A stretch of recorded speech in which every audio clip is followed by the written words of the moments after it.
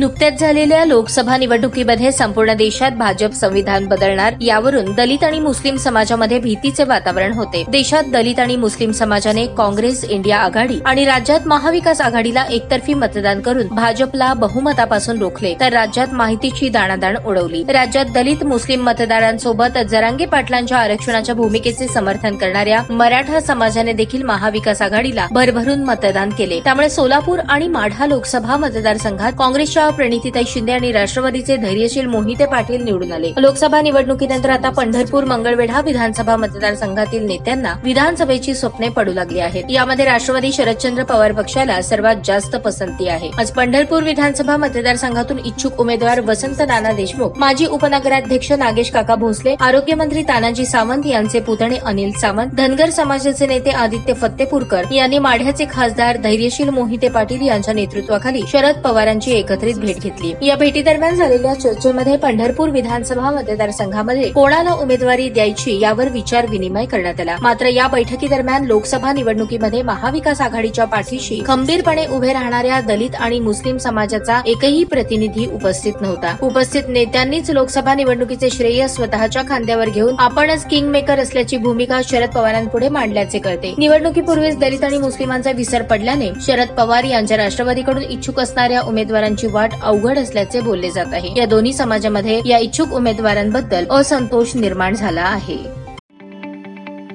ताज्या बातम्या पाहण्यासाठी प्राईम महाराष्ट्र न्यूज चॅनलला सबस्क्राईब करा।